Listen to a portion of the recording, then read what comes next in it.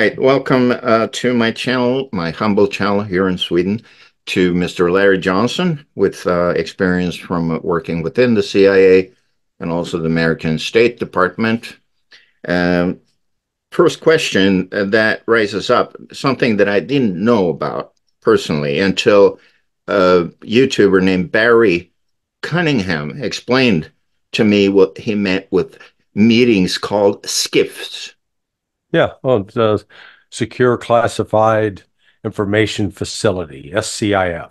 Yeah. So, um, any contractor that does work for the U.S. government on classified matters Hmm. will have to have a SCIF. It's a place where you can handle classified information, All right. and that within the SCIFs, it can be classified at secret or at top secret levels. And, it, that's it. It's just a simple What acronym. he described, of course, that was his opinion, this Barry Cunningham character, which it seemed to be an informed guide person.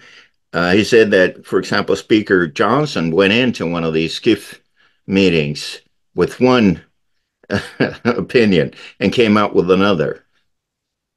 Is Yeah, it well, so up on Capitol Hill, they're the House and the Senate, so they're on different sides of the building. right? There is in the Capitol a SCIF, a place where you can handle classified information, get classified briefings, Mm, where members of the intelligence community can come in. In fact, most of those, both the House Permanent Select Committee on Intelligence and the Senate Select Committee on Intelligence, are staffed by former members of the intelligence community. Yeah, right, so yeah, I heard that um, you know whatever they did, said it was portrayed that it frightened him, woke him up, whatever. I he well, was fed a pack I of guess you fed a could pack of call it. lies. Mhm. It's some kind of lobbyism, I guess, that this means, but I might be wrong. Well, there is a tight, let's call it, nexus or relationship between members of Congress, the lobbyists that represent, like Lockheed Martin, General Dynamics, um, Weapon industry. yeah, the whole defense industry. Hmm. Uh, in fact, when I lived in Bethesda, Maryland, my next door neighbor was the owner and operator of the largest defense industry lobbying firm in Washington. So it was I considered him a friend. Yeah. But his job was to uh, almost 2 3 times a week hosting dinners, Hmm. fundraisers, and for a member of Congress, and then all these people that work for, let's say, General Dynamics or Lockheed Martin, Raytheon. They Right. would come and with their checks, and they'd give the money. I mean, it's just a money making machine. It's You don't call it money laundering. This is really how bribery is done. Right. They legalize bribery. Hmm. So Yeah. Well, we were seeing we've come across some reports from the weapon industry has increased with some 7% from last year in growth mhm. financially, and also it might be appropriate to mention that there's an oligarch family in Sweden called the Wallenbergs. They control Yeah, Saab and Ericsson Telecom, and they are part owners. They're big owners in Raytheon, among other things. They deliver electronics to yeah, General Dynamics, Northrop, you name it. And Saab is stock value, the Swedish Saab military industrial complex, is doing really well on the yeah. stock exchange. So it's And not, nothing like a good war to lubricate the skids. yeah, Yeah. 95 billion from U.S. lawmakers this week. Just out of curiosity, this Wallenberg family, was Raoul Wallenberg related to him? Yeah, long in the past, but he was a good guy. Yeah, yeah, yeah, yeah, He was a diplomat and tried to travel and stop wars and things like that. Of course, he got Well, murdered. Uh, right, right. so He played a major role in saving Jews in Hungary. right, exactly, and he disappeared somewhere, dead. Yeah, the So, Soviets snatched him up, right, reportedly. yeah, Yeah. that is the story, true story about that. Okay, let's go to. I want also to highlight what FISA means. Hmm. FISA. Many Swedes don't know it exists, but it does. What is that? Explain that to Yeah, us. so the Foreign Intelligence Surveillance Act, FISA, was passed, gosh, 1980s, Yeah, maybe it's a long time ago. 1970s.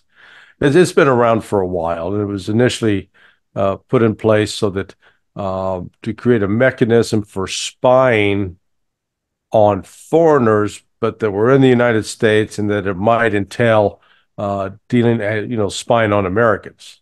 Right. So to just spy on a foreigner, you don't need to go to get permission, but to spy on a foreigner that's in contact with American citizens, yes, you do. And so um, this was this was expanded in ways and then and abused. The whole system was completely abused in 2016 against Donald Trump.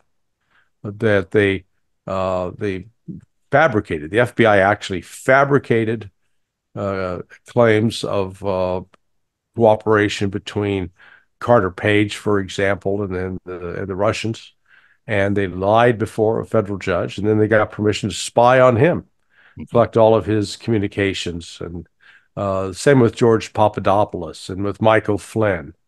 So the process has been greatly abused, and the intelligence community, um, they like being able to go out and spy on Americans. That's really what it's covered for.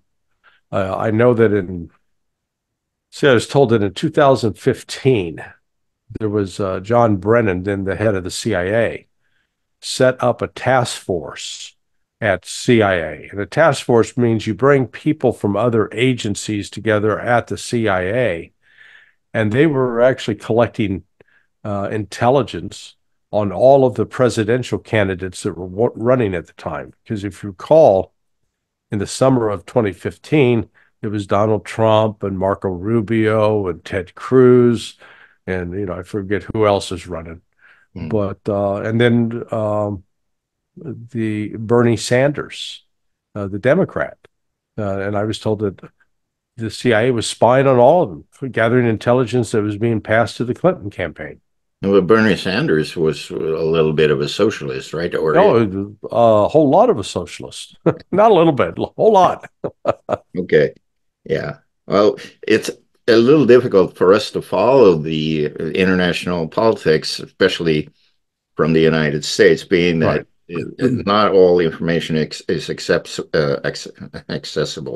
at all. And one of the things now that sort of it surprised me a little bit in this new bill that they passed in U.S. Congress for this enormous amounts of billions of dollars for Ukraine and 26 billion for Israel 8 billion for Taiwan.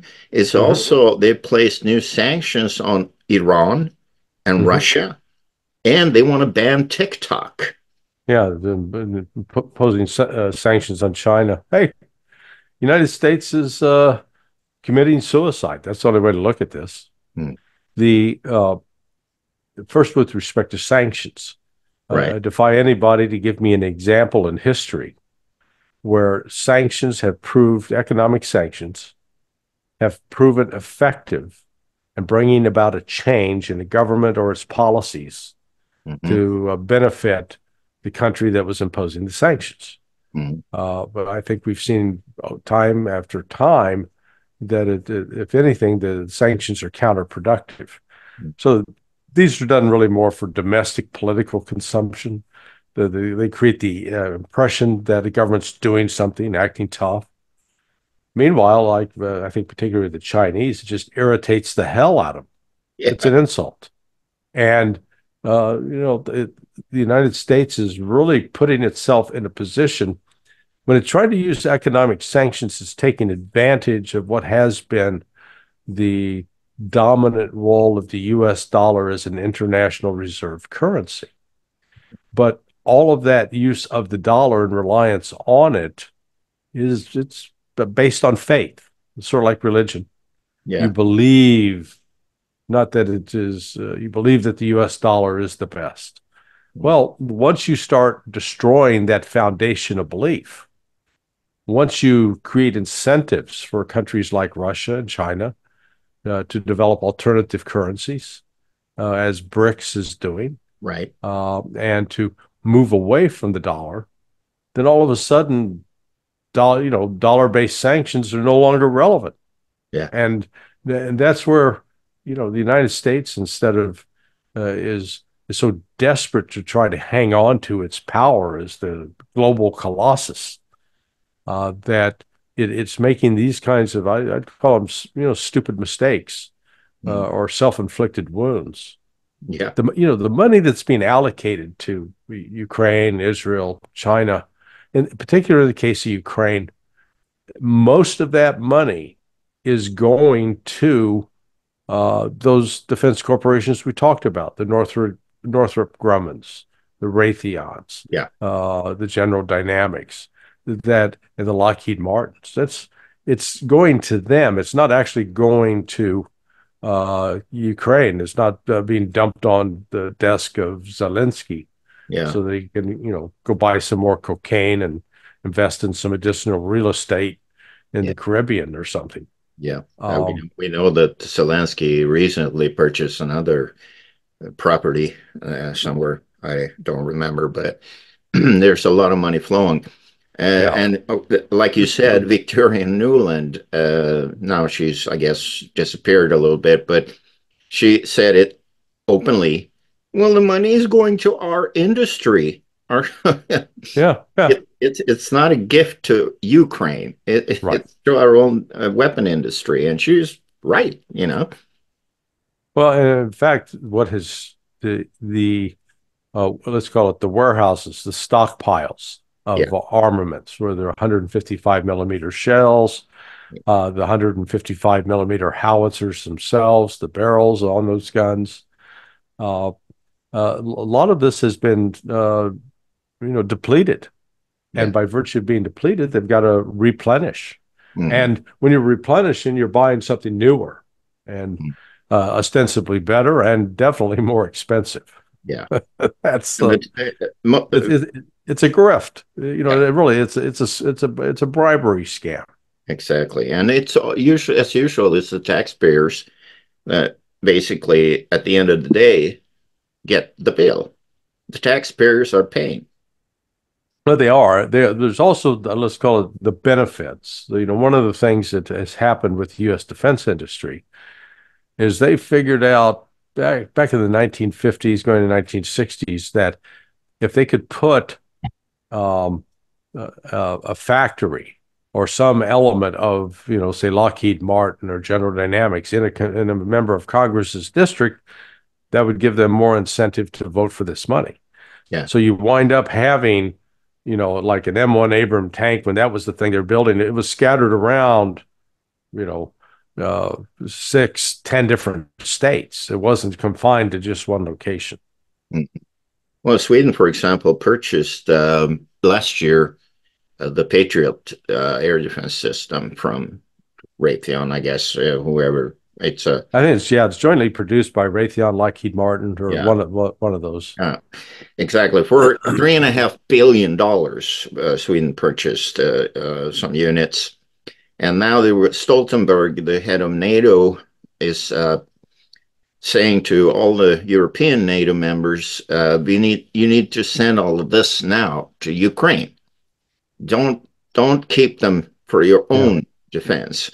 And but actually, our war minister, the Department of Defense, I guess, in Sweden, his name is Paul Jonsson, by the way. Oh, yeah, must be a relative. Probably not, but Yeah. But My, anyway, he actually said, no, no, no, we have sent Robot 70, which is a Swedish anti-aircraft system that we could have developed instead of buying the aging Patriot systems that is very much more expensive and more complicated. And it's yeah, much harder to operate. But he actually came to his senses and said, no, no, we just bought the Patriot. We're training with it. We're not sending it to Ukraine. So a little credit to him for that. But right. instead, they're sending tanks and they're sending, of course, guns, shells to the tune of billions for the Swedish taxpayers to fund. So, Hey, that's again, that's part of the whole, let's call it the grift of NATO. yeah, So you want to expand NATO, and then all these countries have to get rid of, if they've in the past used any military equipment from what the former Soviet Union, yeah. hey, dump that and buy our stuff. Hey, it's a little more expensive, and we'll make you a loan, but hey, the interest rates, you'll be able to handle those. It's like take loan sharking with a mafia. You Yeah, know, yeah. It has a lot of similarities to yeah. that. And I was thinking another thing here. Actually, I had a friend of mine that wanted me to ask you a question, but I'll save that for the last one. Okay. Let's go to sanctions. Hmm. Uh, I was thinking Iran. They can geographically pretty much control the Strait of Hormuz, which Oh yeah. as a bottleneck. And some figures I've read is that about at least 20 to maybe 30% of the world's produced oil pass through. Right. And Right. what would happen if Iran says, we'll stop it? Right. That'd be pretty Oh serious. yeah. Oh yeah. Like, No, it would cripple Europe and the United States, and China. Now, so yeah. this is why China and Russia have been conducting joint naval military exercises with Iran going back 4 years, 5 years. Uh, so to keep the straits open, Hmm. I think the goal, the objective for them is to, in the event that Iran is attacked, then Iran would be in a position to control which ship does get in and out of the Persian Gulf. Yes. So these ships carrying cargo and oil would be, I think, strictly monitored. Hmm. And it's the same thing that you see now in the Red Sea. So if Exactly. it's an Israeli ship, if it's connected in any way to Israel, it's not getting into the Red Sea. And Yeah. the United States has been unable to reopen the Red Sea.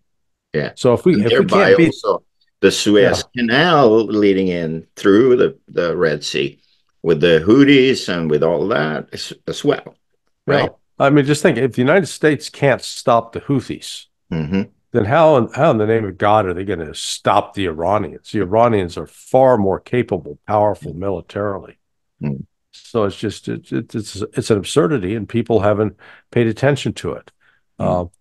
Uh, the Iran, they always like to portray Iran as this virulently rabid group of fanatics, Muslims that are unreasonable, that they're crazy. Uh, and when you look at their actual actions, particularly over the last 10 years, they've been uh, pretty responsible. They've not been out throwing firebombs, as it were. Yes, they have been fighting in Syria on behalf of Bashar al-Assad, attacking ISIS and these, Sunni Salafists, the Salafis, who Yeah. are uh, they are ultra Orthodox Muslims, and they believe that they have a divine mission to kill the Shia Mm-hmm. Muslims. So this has been a longstanding problem going back really to 2003, after the U.S. invasion of Iraq and the emergence of ISIS then under the leadership of Zarqawi. And, that was what actually led to a split between Zarqawi and Osama bin Laden and Ayman Zawahiri, uh, because Zarqawi was killing Shias. His focus was killing Iraqi Shias, not the U.S. troops that had invaded. And bin Yeah. Laden and Zawahiri were saying, "Hey, stop that! You need to let's all come together as Muslims. Let's forget about this Shia Sunni thing." And Mm. Zarqawi was having none of it. So, this is, gosh, we're going on 20 years now with that. Right. Yeah, it's been going on for a long time. The question that my colleague here in Sweden that I do a daily show with, his name is Øystein Rønne, was basically like he formulated it when he knew that I was going to have you on. Uh, what is the connection, if we say so, between what's going on in Ukraine and what's going on Iran, Israel, Israel, Gaza, or Israel, Hamas, the Houthi rebels in Yemen?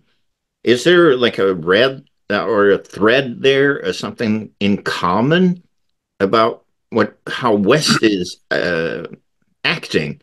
What do you think on a complicated question like that?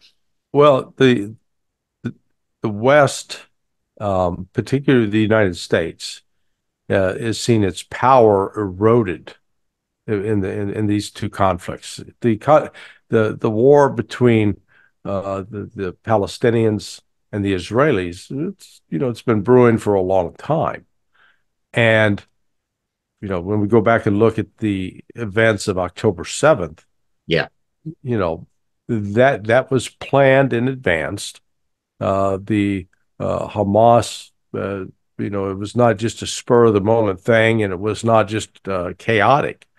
It was very deliberate. The mission, their plan was to specifically attack Israeli military bases and both do kill capture missions.